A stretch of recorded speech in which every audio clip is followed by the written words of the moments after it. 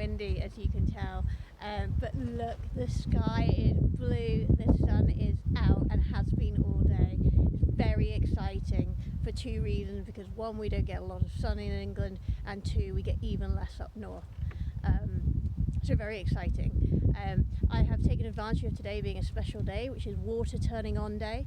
Now, compared to most people, that may not seem very exciting, but for chicken holders on this site, it's a very exciting day, because it means spring is officially here. We no longer have to lug down to the allotment every day litres and litres of water for our birds, and even more water for when we need to clean out the coops. So it's incredibly exciting.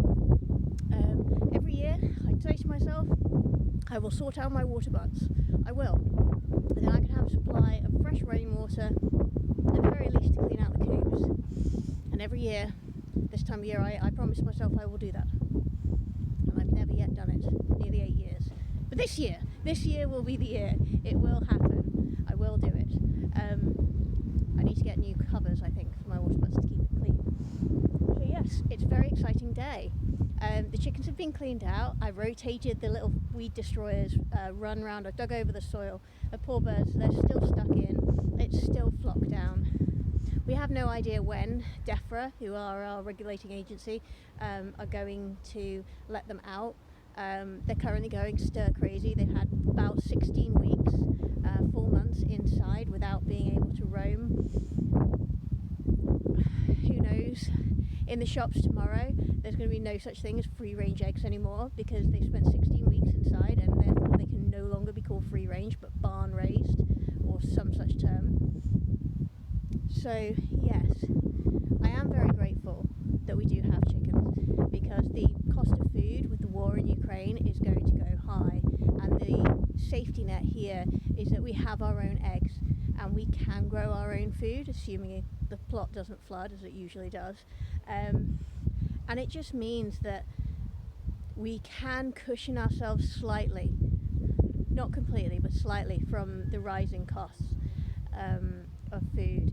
Now, I appreciate lots of people are not in that situation, but most of you have gardens, or there are community gardens. There's a local church up the street, and they have some raised beds for the community, and as a community person you can go and you can pick food from them, and there are lots of really clever initiatives like that. So I would recommend definitely get yourself down on an allotment waiting list. That's usually a long-term wait, but it's worth doing it. If not, make a little bed in your garden, grow things on your windowsill at home. Those little things that can be quite expensive to buy, but actually you can grow quite easily yourself. Things like beans and chilies, rhubarb. I've had years of rhubarb. I have tried to kill it every year. I think it would survive a nuclear apocalypse because I can't kill it. And rhubarb can be quite expensive in the shops if you like it. So things like blackberries and raspberries, apples, pears, all these things that we can grow in this country, try it in your gardens, try it in your allotment, try it at home, try it on your windowsill. You never know what you'll get, and sometimes it'll work and sometimes it won't, but it's always fun to try. This is the best part of the year. I love this part of the year because everything seems possible and you feel like you can grow anything. I usually come down to earth with a savage bump in about 3 weeks' time, when none of my seeds have started to germinate or grow at all, and everyone else seems to grow stuff.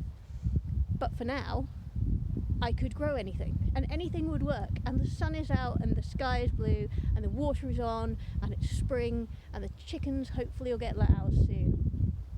So get yourself a fork or a trowel, grab some seeds, and wherever you've got growing space, have a go.